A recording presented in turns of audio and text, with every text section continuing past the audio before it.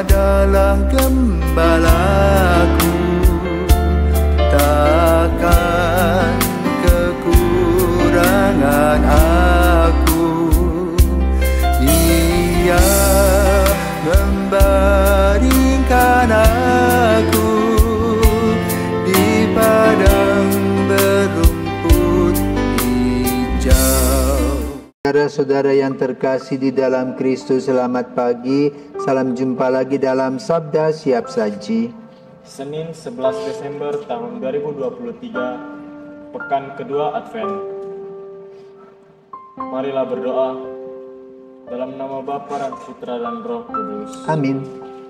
Allah Bapa, sumber kebahagiaan, Engkau telah menguatkan mereka yang lemah dan lumpuh. Berilah dunia ini sukacita dan pengharapan atas kedatangan Putramu Yesus Kristus. Sebab Dialah Tuhan pengantara kami, yang bersama dengan Dikau dalam persatuan Roh Kudus, hidup dan berkuasa Allah sepanjang segala masa. Amin. Tuhan bersamamu Dan bersama rohmu. Inilah Injil Yesus Kristus menurut Lukas. Dimuliakanlah Tuhan.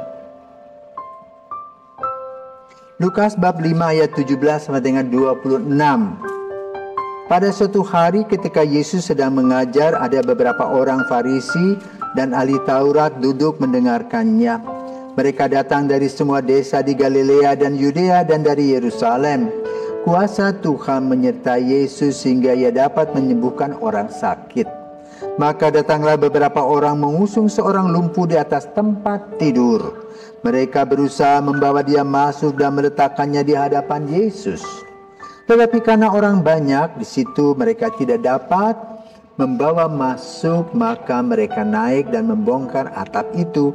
Kemudian mereka menurunkan si lumpuh ke tengah-tengah orang banyak tepat di depan Yesus. Ketika Yesus melihat iman mereka, berkatalah ia, "Hai saudara, dosamu sudah diampuni." Tetapi ahli Taurat dan orang-orang Farisi berpikir dalam hati, "Siapakah orang yang menghujat Allah ini? Siapa dapat mengampuni dosa selain Allah sendiri?" Akan tetapi Yesus mengetahui pikiran mereka, lalu ia berkata kepada mereka, "Apa yang kalian pikirkan dalam hati? Manakah lebih mudah mengatakan dosamu diampuni atau mengatakan bangunlah dan berjalanlah? Tetapi supaya kalian tahu bahwa di dunia ini Anak Manusia berkuasa mengampuni dosa." Lalu Yesus berkata kepada si lumpuh, "Aku berkata kepadamu, bangunlah, angkatlah tempat tidurmu dan pulanglah ke rumahmu." Seketika itu juga bangunlah orang itu di depan mereka, lalu mengangkat tempat tidurnya dan pulang ke rumahnya sambil memuliakan Allah. Semua orang takjub lalu memuliakan Allah. Mereka amat takut dan berkata, "Hari ini kita telah menyaksikan hal-hal yang sangat menakjubkan." Demikianlah sabda Tuhan. Terpujilah Kristus. Selamat pagi Romo. Pagi. Di sini saya mau bertanya, menurut tanggapan Romo, kan dari teman-teman si lumpuh dan si lumpuh tadi itu, dia mempunyai usaha yang keras. Nah, karena itu Yesus melihat iman mereka. Nah, menurut Romo, bagaimana cara mengaplikasikan iman mereka itu ke dalam kehidupan sehari-hari yang di zaman modern ini, Romo? Amin. Selamat pagi para Pisaun dan Hendrik. Konteks Injil pada hari ini adalah penyembuhan. Usaha keras untuk mendapatkan penyembuhan.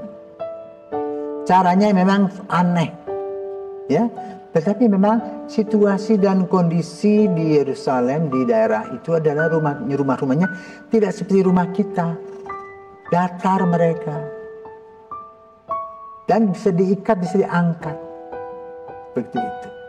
Kemungkinannya yang punya rumah itu dan orang yang baik hati, ya, dipakai untuk penyembuhan Yesus.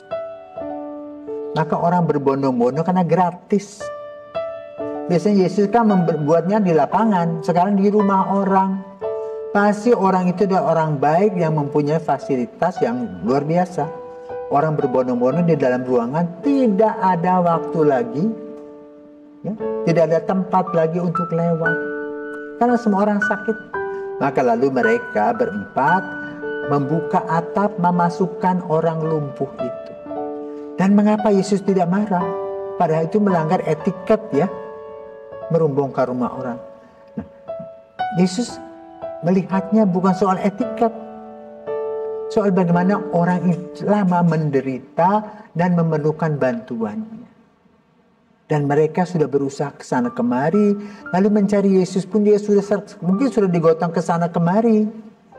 Ya, maka lalu dibuatlah seperti itu. Karena itu kalau kita perhatikan refleksi dalam minggu Advent ini, ya, kita melihat tadi Bethlehem. Bagaimana Maria dan Yusuf mencari penginapan, ditutup, tidak ada, akhirnya harus lahir di Bethlehem bersama dengan para binatang yang ada di sana, para gembala yang ada di sana. Ya. Nah, Yesus tadi apresiasi kepada orang yang bekerja keras, ingin berbelas kasih membantu orang-orang.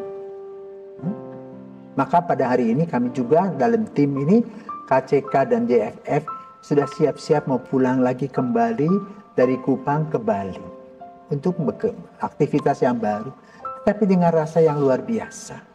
Sama seperti orang 4 itu yang membuka atap itu.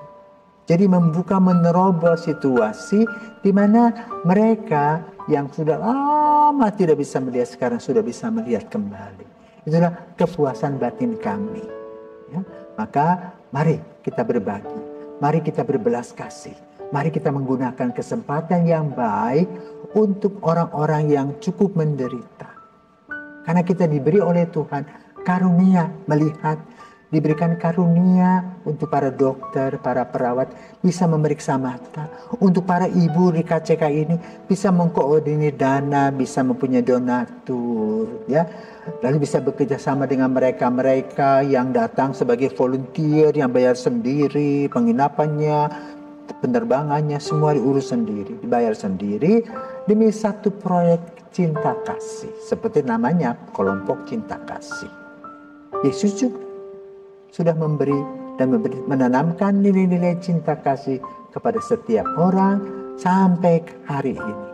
Semoga kita betul merasakan cinta kasih yang Yesus dapat berikan kepada kita, sehingga kita boleh senantiasa bersuka cita. Selamat pagi, Tuhan memberkati.